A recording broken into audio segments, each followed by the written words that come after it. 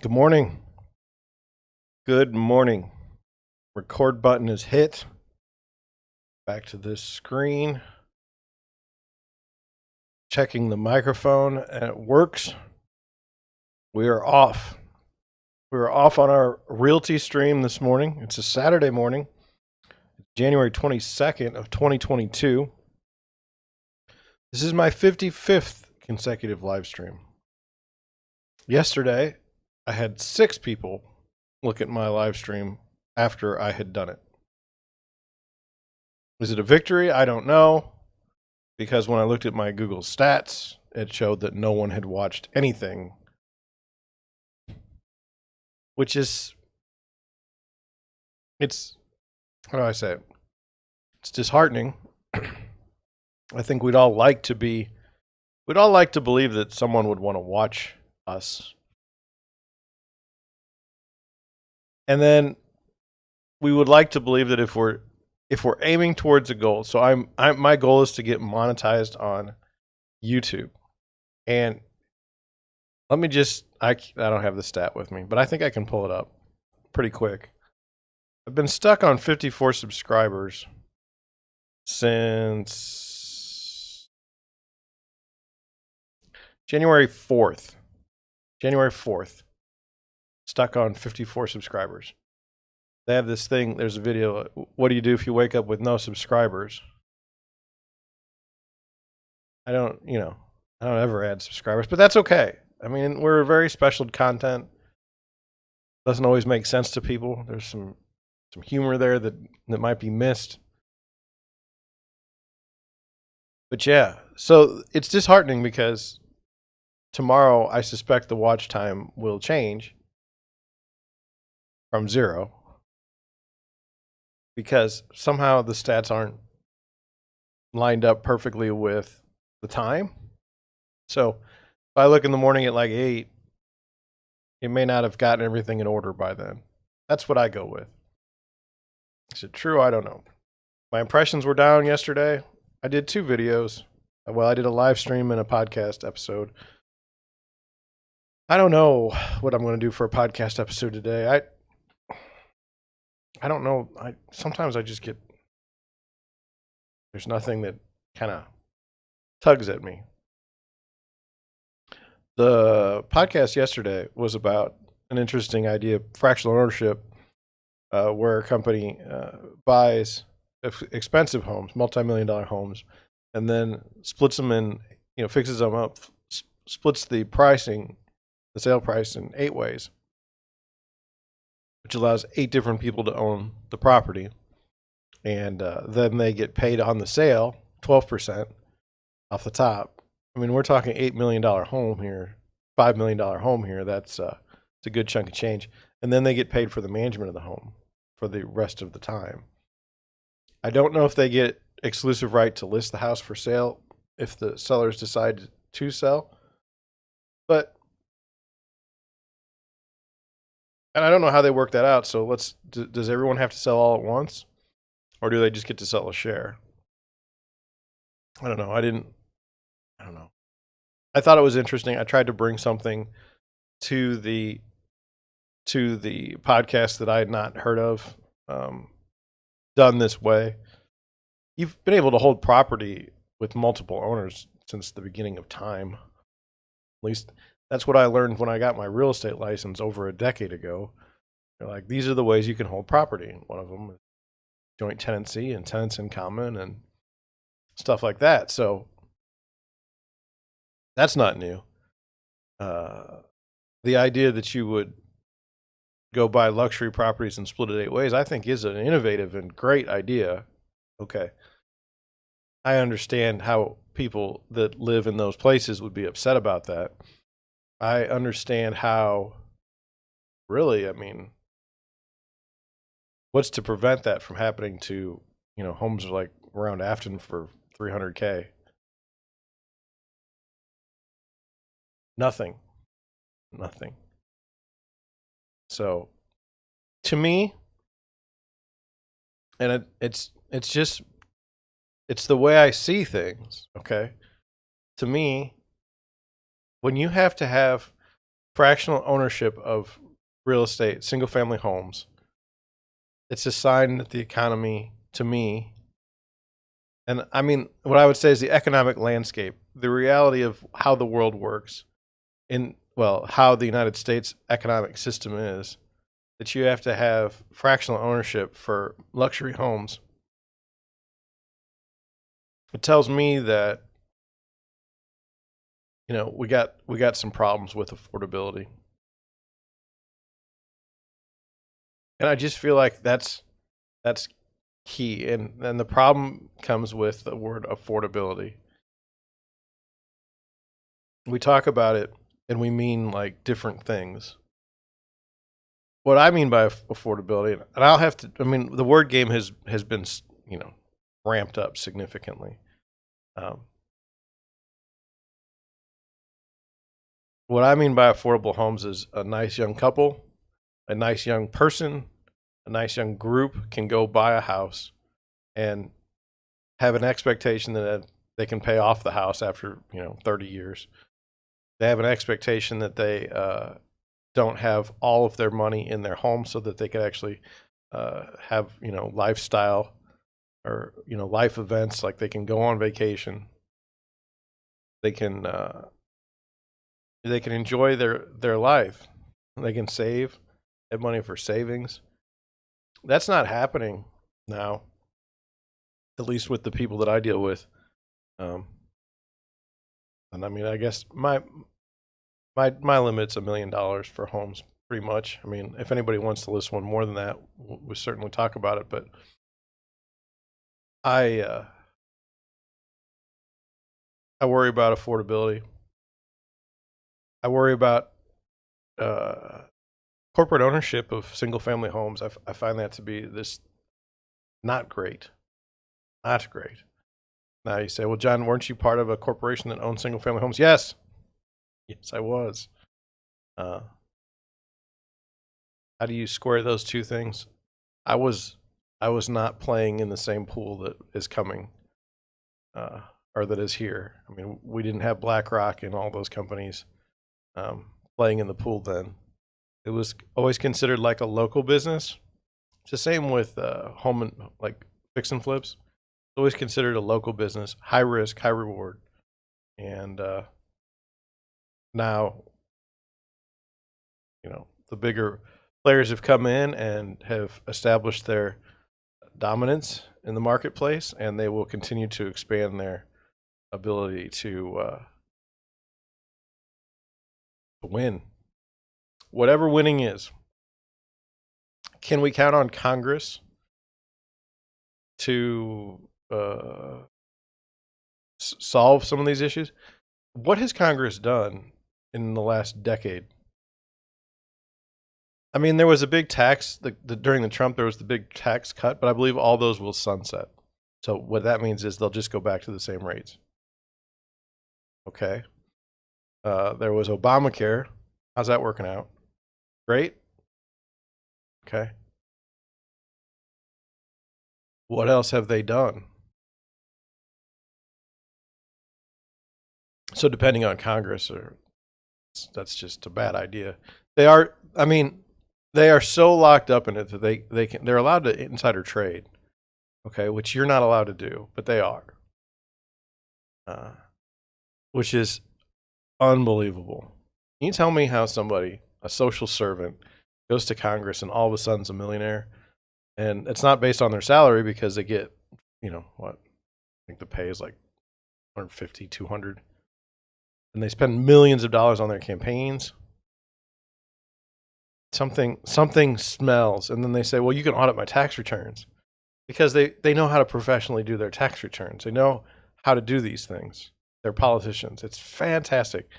But for me to believe that they're going to come in and say, hey, you big corporation that's funding us, you can't buy single family homes. We care more about the people than you, and you think that's true. Good luck. Good luck.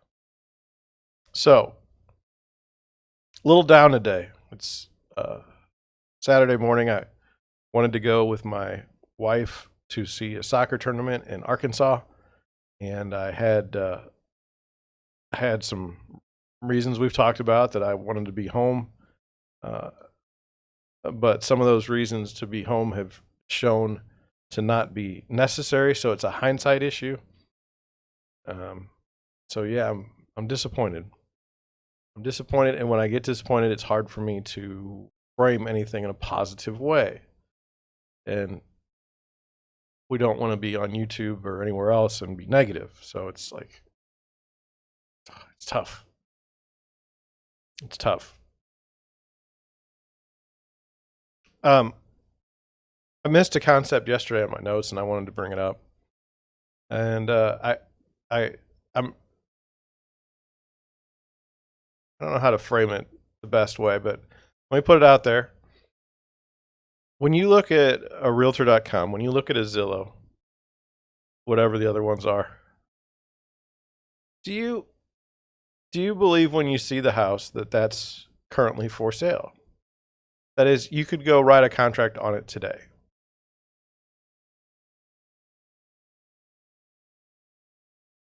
And then if you cannot, would you be disappointed by that? And the reason why I ask this question is because I have a website that has listings, okay? But they're only the active and coming soon listings, okay? So if you look up like St. Louis County on mine, there's probably 1,000 listings, okay? But if you were to look on Realtor.com, there'd be like, I don't know, 10,000 listings, because they're going to show everything active, everything coming soon, but everything pending and everything under contract. So in terms of search, okay, Realtor.com and Zillow have me just, I mean, there's no comparison. They spend millions of dollars a year to rank first in Google, and I spend not millions.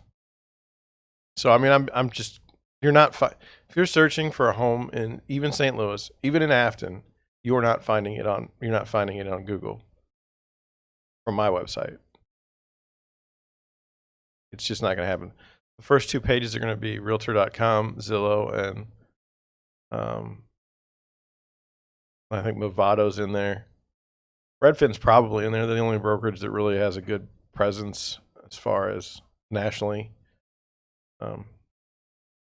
So, like, even if you type in the exact address and Deerwood Realty in search, you will not get my page. That's how strong those websites are. And so you say, well, John, are you intimating that they're getting better search results because they're showing houses that you can't buy? No, I'm not. They're beating me in so many different ways that I mean, no, that's not my issue. My issue is this. Let me put it to you like what happened to me. I was minding my own business the other day, and I got a text from a friend of a friend. I said, "Hey, I kind of want to look at duplexes in St. Louis." I said, "Okay." I said, "Really hard to get a duplex right now for a good price." You say, "Well, John, you dumbass." Apologies for the language. You should have just turned that around and said, "Hey, yeah, let's go look tomorrow." I think by now you guys know that I try not to BS people. He said, "Oh, really? Hard to get a duplex right now where I'm looking?" I said, "Yeah, like really hard." He said, "Well, that's not true." I said, "Oh, okay. Why is that not true?" He said, "Well, I'm going to send you the listings. I'm going to send you the ones that are available, and then we'll go take a look." I said, "Okay." So he sent me the listings, and every one of them was active under contract, which means no show, which means there's already a contract on the house, okay, or on the duplex. I said, all these are under contract. Like, they're already sold. And to give you an idea of just inventory wise, there's currently 12 duplexes for sale under 300,000, pretty much in South County and South City. There's 12, and that was what, maybe Tuesday or Wednesday of this week. And Realtor.com and Zillow are showing like 30, 40.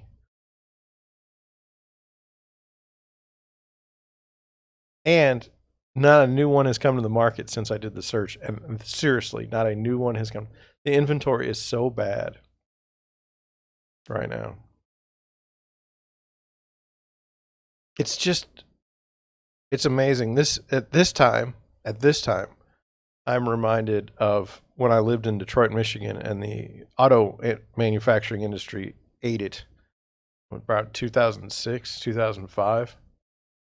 And the people of Detroit, if they personally weren't involved with an automaker, their brother, their sister, their mother, their father, someone was involved with auto manufacturing, and they panicked and they didn't buy anything. It was weird. It was weird because it showed me the power of economics and, more importantly, behavior in economics. That is, these people still had good jobs, okay? But some of them felt they weren't going to continue to have the good jobs. And so they tightened their belts in the sense that they refused to spend any money on anything. And it just took the economy, it took it down. It was really impressive. Now, they had reason to worry. I believe Ford went through some sort of restructuring, but the other two were begging Congress for a bailout. And I think they got it. I think it was right between Bush and Obama. Started under Bush, and then Obama was happy to continue down that path. And I'm not, get me wrong, what they do is their business. But that's when I learned about behavioral economics. And so, well, I really saw it for the first time. And then now, I don't know what to make of this inventory crisis. I don't know what to make of these. I don't know what to make of it. Just in my own business, I'm trying to help somebody that's looking for a 2,500 square foot home or larger in a particular part of town. And we've been watching this sale prices. And I think I mentioned this a couple of days ago. There was a house that fit the criteria perfectly. They wanted to put an offer in on it, but we hadn't been working together that long to know each other well enough and it got cut off. So the offers were due on Monday, but somehow they cut them off to Saturday at 1:00. That house sold for asking price. There was no bidding war. There was nothing, which was odd. Then there was another house that we went to that the husband liked, the wife didn't. It was $36,000 over asking when it closed. Okay, so now we have one house, and this is in a specific area, and this is a specific type of house. We had one house go for asking in a weird circumstance. We had another house go for $36,000 over asking in a non-strange circumstance. There was a final house that we looked at that sold yesterday. It sold for $25,000 less than asking, and the listing agent also represented the buyer.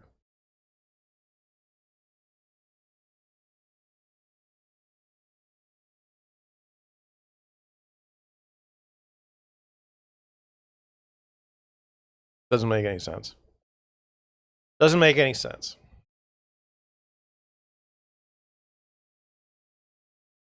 So the marketplace, to me, not making a lot of sense. But it also doesn't make any sense, they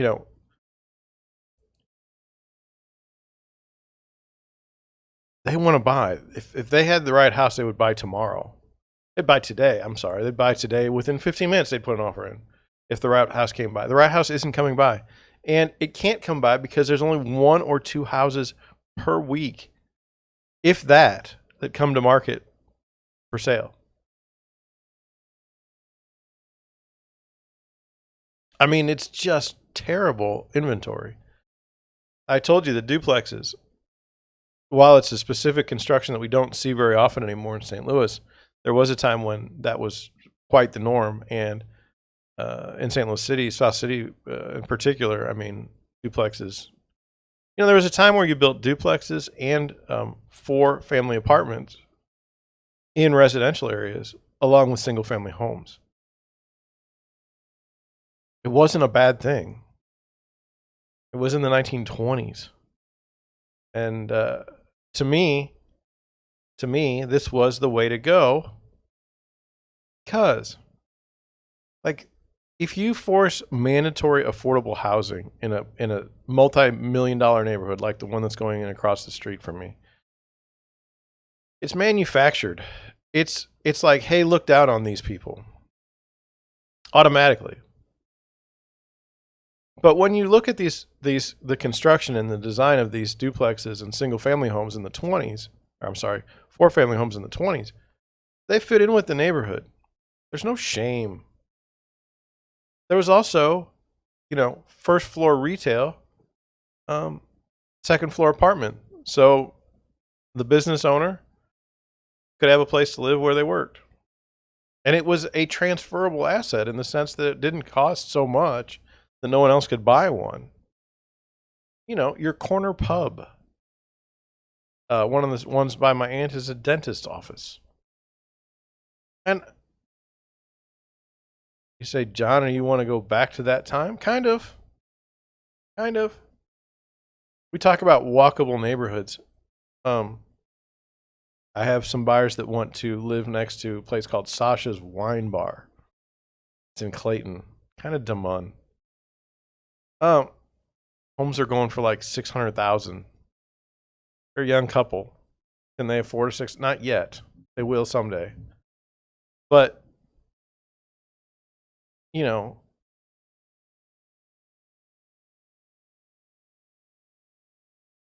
they can't afford it. They can't walk next to they can't buy a place next to their favorite place. They have to drive. Now, I'm not advocating drinking and driving. I'm not advocating walking and driving or anything. I don't know. I just know that wouldn't it be nice to be able to walk to a place to have a beer and not have to worry about getting arrested or murdered? But you can't do that. There's nothing that's affordable near them. Now, there's other places, of course. But when you look at major housing developments in St. Louis, single-family homes, like, it's always just single-family homes. They may put in a pool or a community pool or something, but it's not, there's no retail. And they say, well, that's good because that keeps traffic from being high. And I'm not asking for a freaking Costco. And no one doubts the fact that there's no such thing as a small-scale grocery store. I mean, we're not going to have a corner thrift store. I don't think. Doesn't seem like a good business model right now. But I don't see why we couldn't have a professional building. I certainly would consider owning a professional building. My wife probably wouldn't want to live in an apartment above it. Sad, but true. And you say, well, people don't want to carry their groceries to the second floor. I don't think, gosh, if you're in your 20s and can live above a place that's, you know, the rent is decent, I don't think you care. You're not eating at home very often anyway. And if you are, it's like ramen.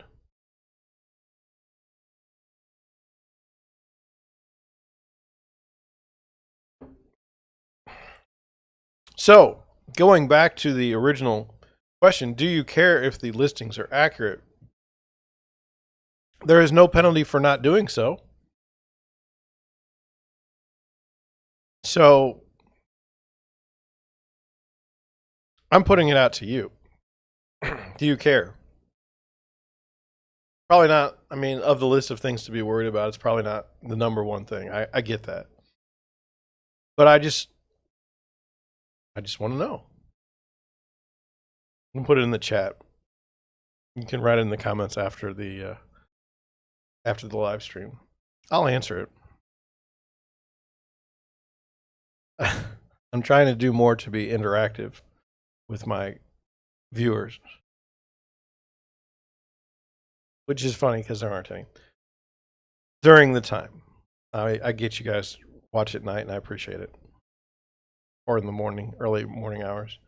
And God, I really want to go and do live streaming in the evenings, but I really, again, I get tired. Well, you ready? Ready for some Google Trends? Let's get to it. Now, there's no headline here because I didn't get that high up there. It says, this was in Google searches. I can only do so many trends where someone's dead or a sports team. This is sports, 50,000 searches yesterday. I saw I saw on Twitter the rant, but I wanted to go over it from my point of view and see if you agree with me. It's a weird world we live in. So, do you remember Penny Hardaway? Penny Hardaway, for me, was a Orlando Magic with Shaq. I think Scott Skiles played on that team as a three-point specialist, but don't quote me on that. Penny Hardaway apologizes to players' fans for expletive-filled rant in Tigers loss. So let's just start here. Number one, let's say you're a coach and you get paid a lot of money to win the game. And, you're doing a good job. You got good players. Okay. That's part of winning. You're going to coach them up. You got Larry Brown sitting on the bench, who is one of the greatest, I'd say, college basketball coaches ever. You weren't a bad point guard. So you're doing your part, you feel. Okay. And injuries occur. You don't have your full roster. Your team does not meet expectations for the season.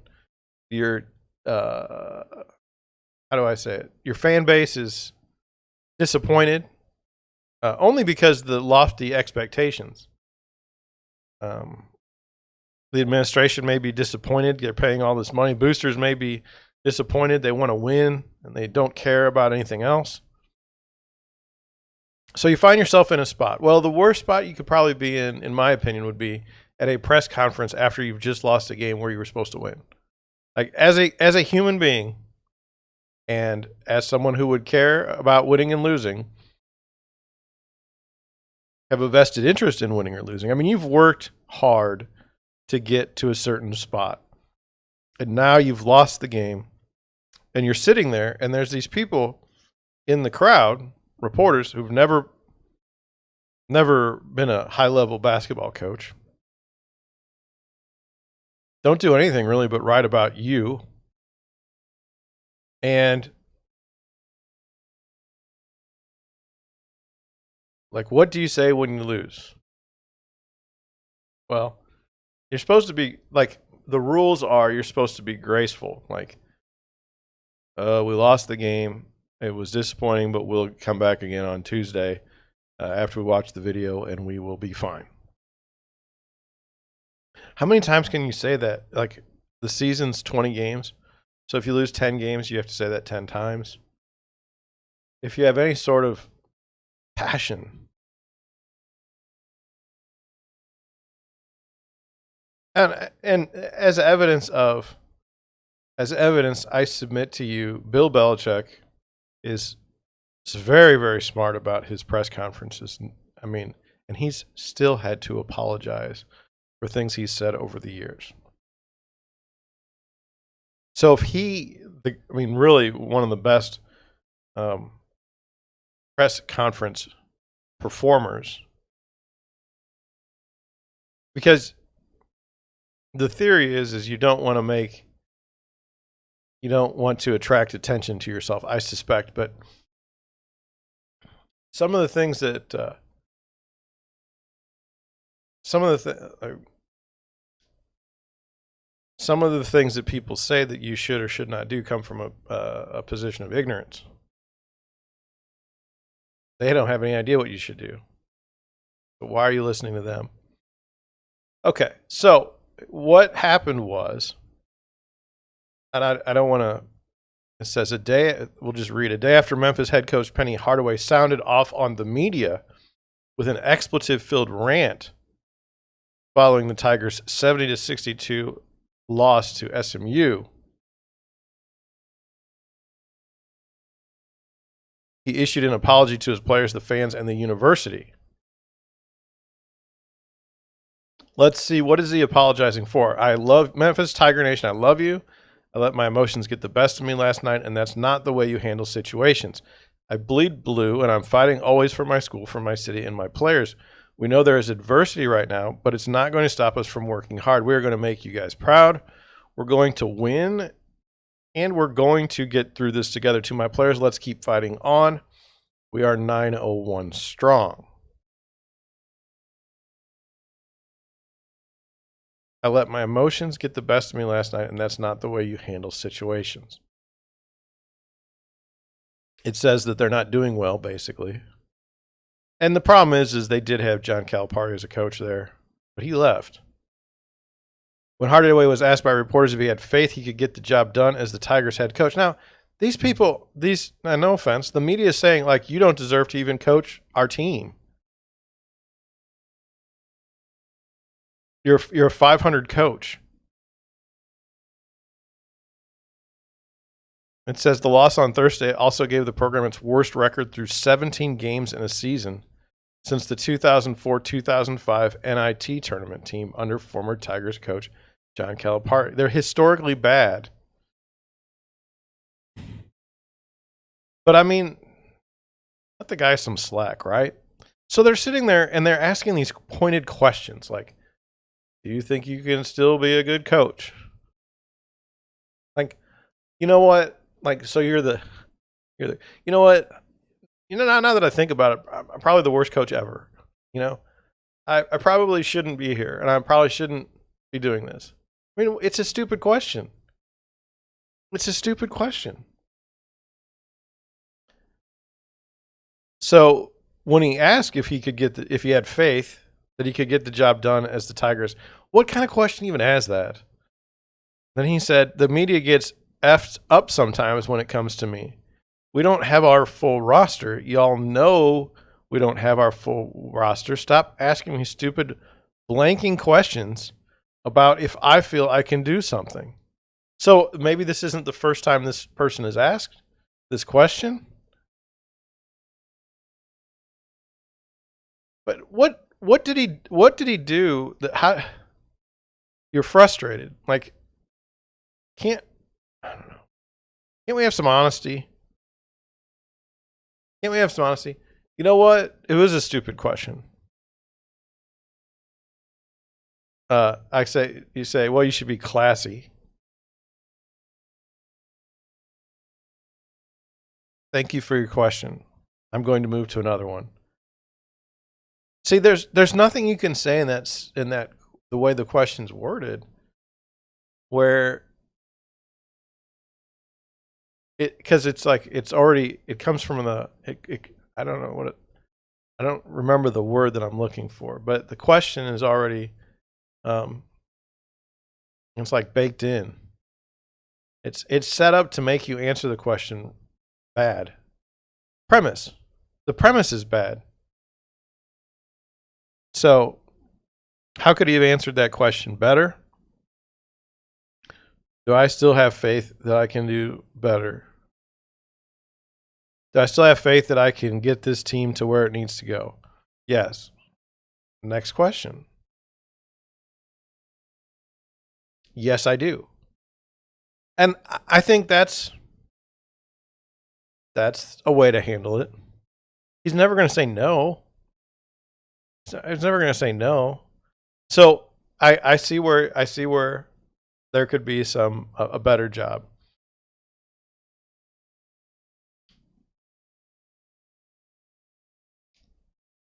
In this case, was he wrong? I don't think so. It was a stupid question. Just say it's a stupid question. Why would you ask such a question? When you have that kind of time and you've been given the floor, you've probably thought about your question for like, I don't know, what, 3 minutes? Come up with a better question. It's the same question as, to me, the non-question, which is talk about your players. Talk about what you need to do to win the game. That shouldn't be how it works. Like, you should just ask a question and I should be able to answer it. I don't need to be talking about anything. I don't see where that question ever gets me anywhere. John, talk about your feelings putting in an offer for this house. Well, I mean, I wrote the contract. I hope that we can get it. They probably wouldn't come back with, what kind of question is that? It's not a question. It's talk about.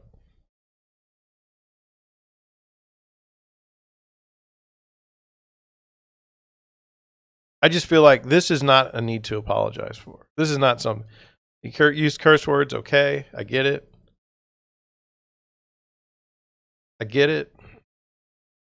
But, you know. Oh, I had something going through. It's like, you know, this one isn't so bad. Let this go. Going to Kansas City, Missouri. Going to look at some houses. We've got Berkshire Hathaway's got the top listing. Reese and Nichols, I think Leewood's in Kansas, but it says Reese and Nichols, Leewood. I don't know. It's tough. And then Remax State Line, they've got the top 3. This house here, I don't know because I can only see the backyard from the start of the pictures. This is what we're going with. $4.5 million, 6 bedrooms, 8 baths, 9,678 square feet on a 37-acre lot. Now, I just want you to know, I do live in Missouri. I've lived in Missouri my entire life. However, I'm from St. Louis. St. Louis, okay, is its own mess. Okay. Kansas City is its own mess. Kansas City is like 4 hours away, 5 hours away. We don't talk to each other. We're not friends. Some people, the first time that the football Cardinals left for Arizona in the NFL, we adopted the Kansas City Chiefs as our team. They had Joe Montana at the time. I want to say Elvis Gerbach, but I don't remember for sure about him. But anyway, that's who we watched. Okay. And then we got the Rams, and then we ditched the Chiefs immediately. Okay. At least if you were here. Now, in southwestern Missouri, like Springfield, they were big Chiefs fans. They didn't change because they didn't feel any sort of a closeness with the Rams. And the Rams really didn't do a whole lot to make them, feel comfortable in the community. When the Rams left, I left the NFL. Some people have decided that the Chiefs are their home team again. But we're certainly not friends in baseball. I don't care about the Royals. I mean, no offense. They had George Brett and Bob Hamlin. Brett Saberhagen. If you guys know, if you're my age, and you were into that sort of thing. Anyway. But we're not friends. Like, we don't hang out. Like, we fight over things. Like, if they get money and we don't get money, then we get upset. It's just the way it is. I've been there. I like it. But it's not St. Louis. And I like the people of Kansas City. I like Kansas City, but I mean, it's just, I don't want people that are from like India or people from, I don't know, Canada saying, oh, well, you're from St. Louis and like Kansas City's right there. I bet you guys are best friends. It's like, no, not really. Like, we don't really, there's a big space between us across Highway 70 with Columbia being in the center. Columbia, Missouri is where Mizzou is. So they should be able to recruit from St. Louis and Kansas City and the entire state. They've had a checkered record of being able to do that. In my opinion. So let's look at this house. $4.5 million is a lot of money for a house. 50 pictures, which is the perfect amount. We can see that it has a pool. Let's just see what we got for property history. Listing removed 5/28/21, but $4.5 million is what the number's been. Property details: sprawling estate, complete with a panoramic view of downtown Kansas City. Approximately 37.35 acres, sits at one of the highest points in the Northland, allowing you spectacular views. Luxurious and elegant, this Elder Custom Homes and Design features approximately 9,678 square feet, 6-bedroom, 8-bath, 4-car garage, spared no expense, with supreme craftsmanship and exceptional amenities.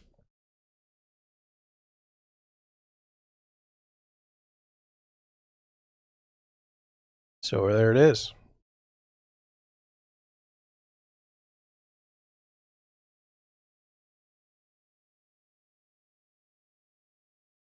I like that big space in the kitchen and kind of family room together. I've always liked that.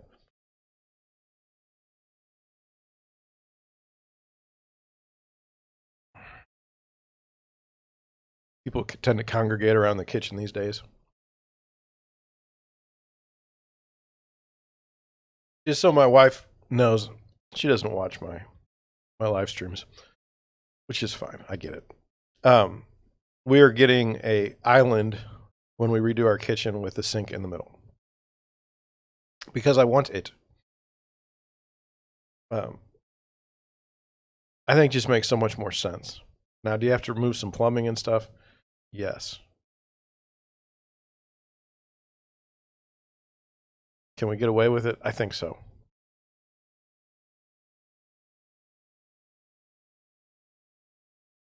I have to be careful because the kitchen is above my theater room, and I don't want to make any changes to my theater room.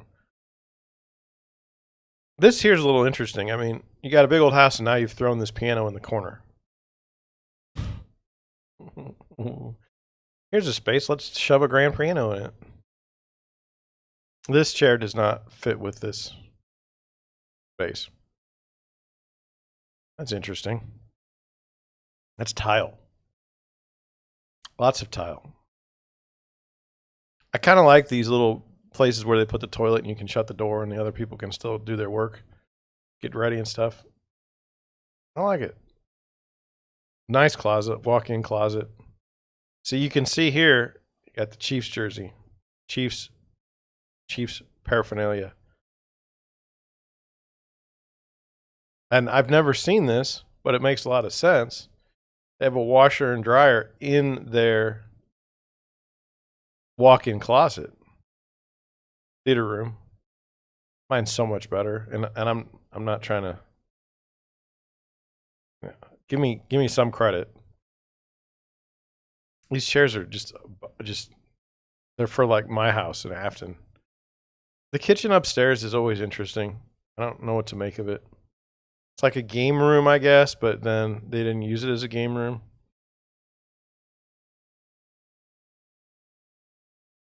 I like this padded bed, so if you walk next to it, you don't got to watch your toes. Got to watch your toes, but for the most part, you're going to be in good shape. I mean, this is just, come on. Okay, $4.5 million. What do you think? Yes, no, maybe. Got a safe. That's cool. The outdoor space is I just think that's necessary, even in the Midwest with 4 seasons. That's cool. Okay, so that's number one. Number two is a $4 million home. It's a 14,000 square foot home on only 1.85 acres, 6 bedrooms, 6.5 baths. So let's take a look at this one. Just wanted to check my chat in case somebody came in when I was busy yapping. Okay, so Reese and Nichols used to be like the place, in Kansas City. I don't know what they're doing now.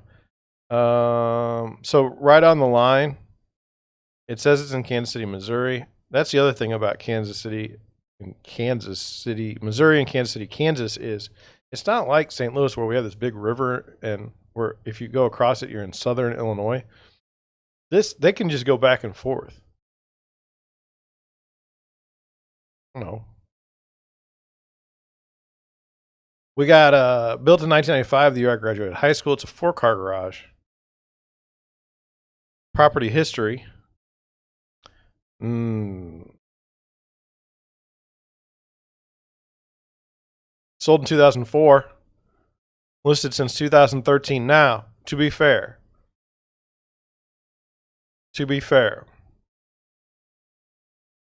it's possible that you could have had a pocket listing situation. It's possible somebody could have bought it, but it looks like it's been empty for a long time.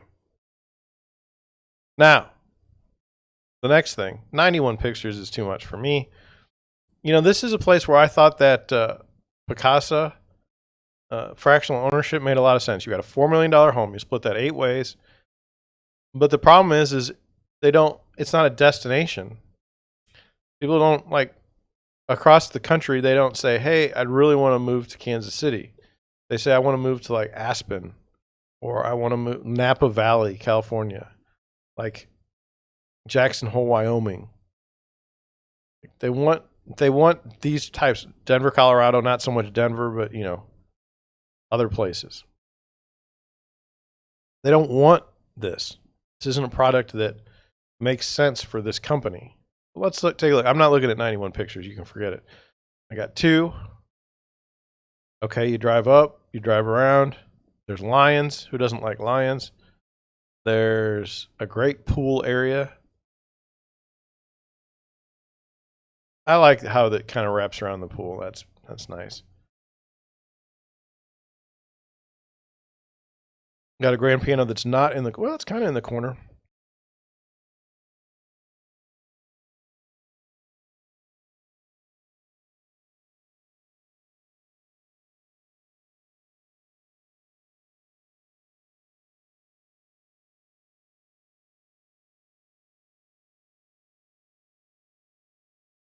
And there's just a lot going on with that picture.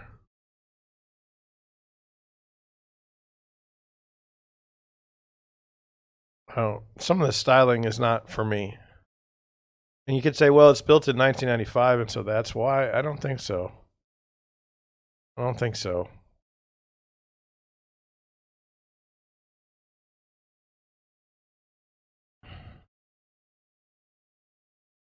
Let's just look at this picture, not as a criticism, but just from the way it looks. I've got my couch, I've got my chair, and I'm staring at a fireplace, but there's very little space between there. And so why am I in this room? What is the point of this room? This is the same room, okay? Same picture. I've got a room. Look, there's a little dinky TV over there in the corner. And why am I in here? What is the point of this room? Is it, I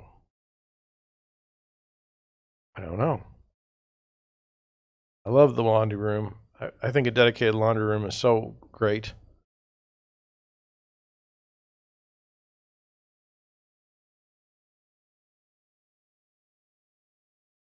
Got their phone. They're rocking their phone in the walk-in closet.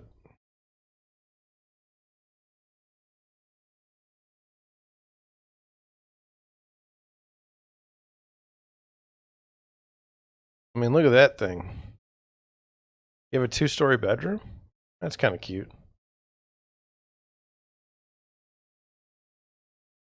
I mean, I've never seen one. I think it's cute. I don't like the carpet. It's terrible. It makes me sick. But that is a neat idea. If I were a kid and I had a 2-story bedroom, that is just cute. I like it. Is it reason enough to buy the house? Maybe. Okay. Ugh. Tell me that this didn't happen in the mid-90s. I don't remember that. I don't remember us doing AstroTurf in the mid-90s for checking my chat. Nobody there. Okay. So let's just go back between the 2 houses. It's not giving me where I need to go. Isn't good. Can I go this way? Okay. So you got $4.5 million, you got $4 million. Do you want the land or do you want the house? Because now you've got kind of a combination of the two. You got a 5-bedroom, 4.5 bath, 17,000 square foot home on a 5.3 acre lot. So let's look at that one. This will be the last one we look at. 13 pictures. 13 pictures. Built in 1901. Okay. 4-car garage. Listed since 2014.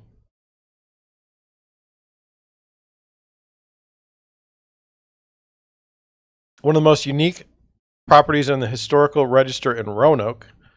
3-story majestic stone Victorian home on Valentine.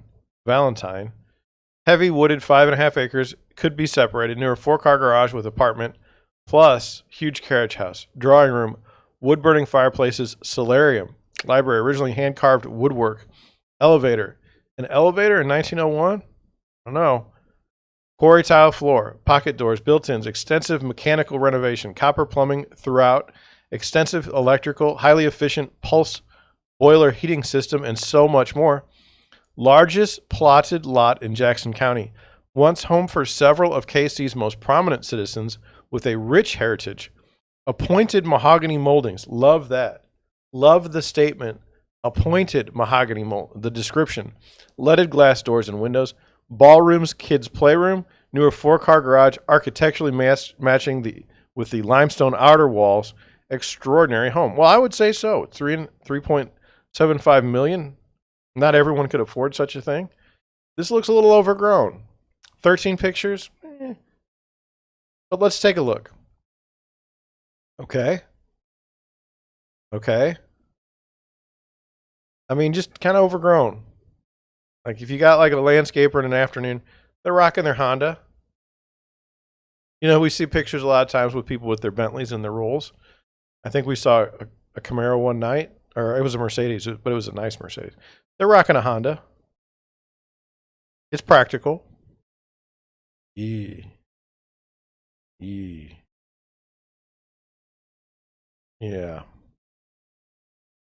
Dated and not in a good way. Okay. All right. Well, of the three, which would you choose? Wait. Don't tell me. Yeah, you know what? Tell me. Write it in the chat. Or you know what? Put it in the comments later. It's fine. Whatever.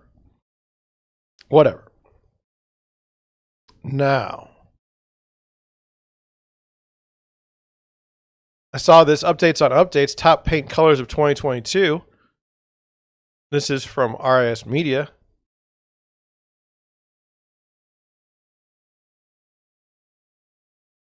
This year's we're set to enter. I don't understand paint colors. I'm just putting it out there. This year's we're set to enter the third year of the pandemic. Paint color trends are turning towards the serene. With all the noise and anxiety that still fills many of our days, it makes sense that every major paint company has one color on their mind, green. I don't have green on my mind, but everyone else does. Let's take a look. I don't know what top paint color means versus just regular paint color. Like, I don't know in terms of gallons sold or created. But let's take a look. So you've got this evergreen fog. Trying to picture any room in my house where I would say evergreen fog is where I wanted to be. Nope. Olive sprig. Now, olive sprig I do actually have in my kitchen is the color olive sprig. October mist. I don't have October mist, but I have Aladdin's mist in my bathroom as a color. It's more like a purple, but not, maybe more of a lavender. My wife picks the paint colors, so I'm not allowed. And that's okay. So we're just all green all the time. It looks like beach, blanched thyme.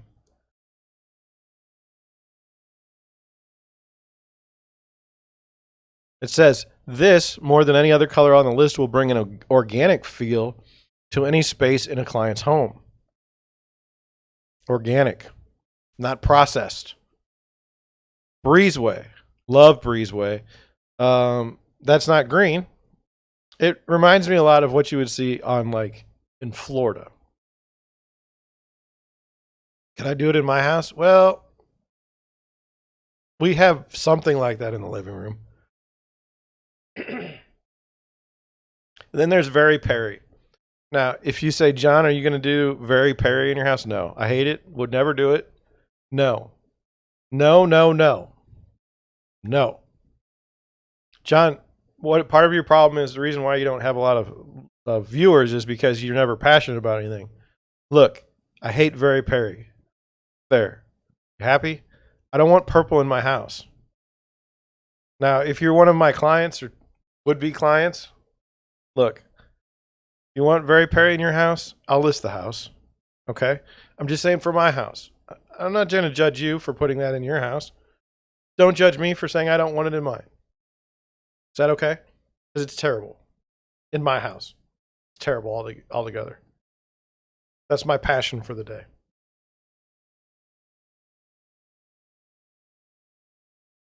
In fact, don't bother painting it at all. Just, if you're thinking like, hey, this seems like a good color, just stop. Stop right there.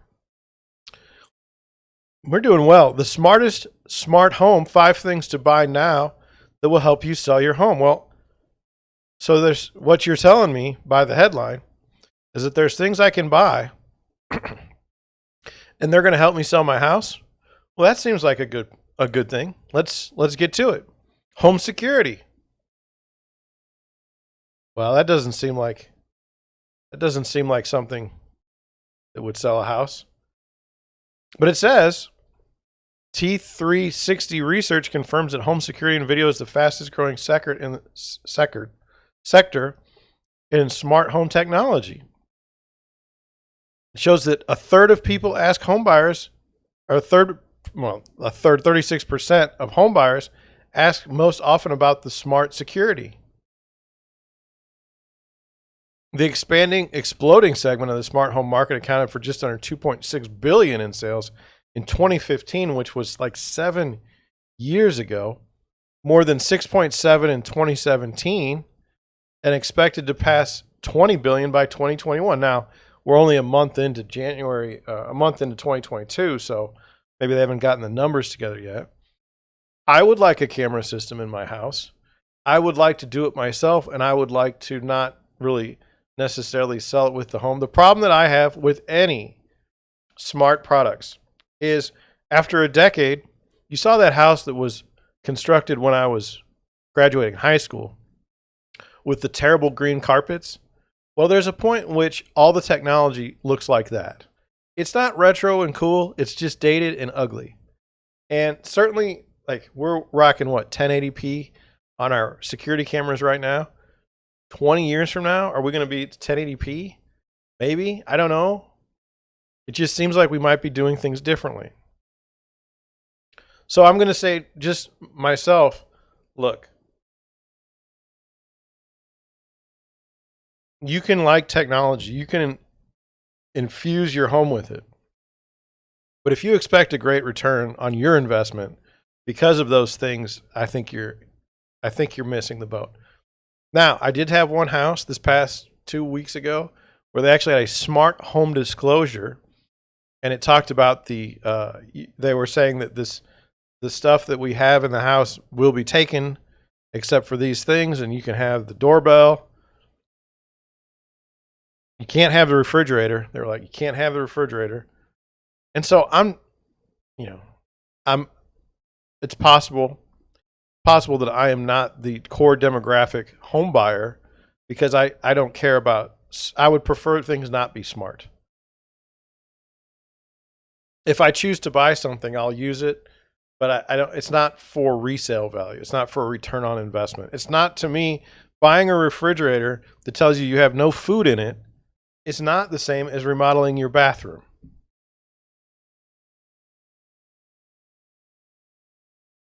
Smart appliances.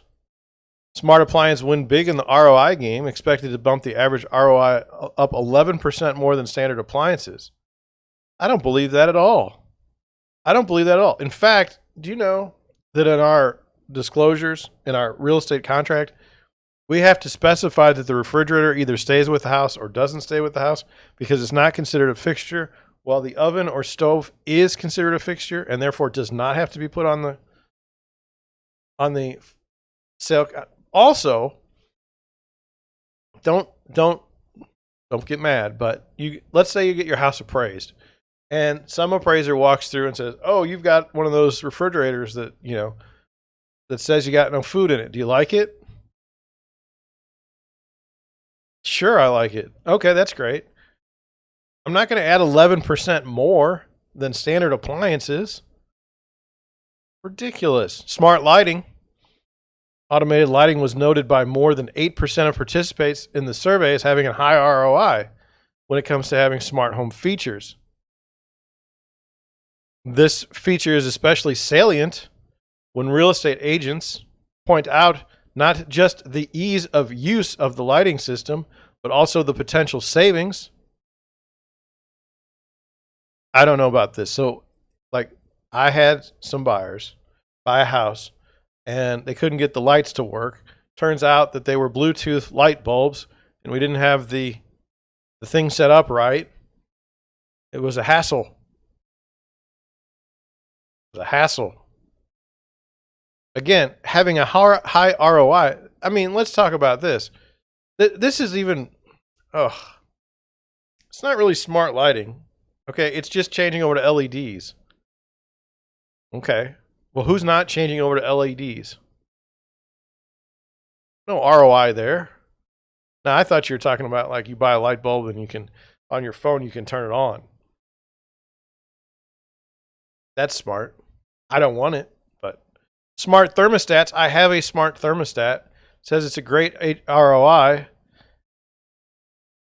According to a Nest study, the company's smart thermostat saved consumers an average of 10% on heating and 15% on cooling.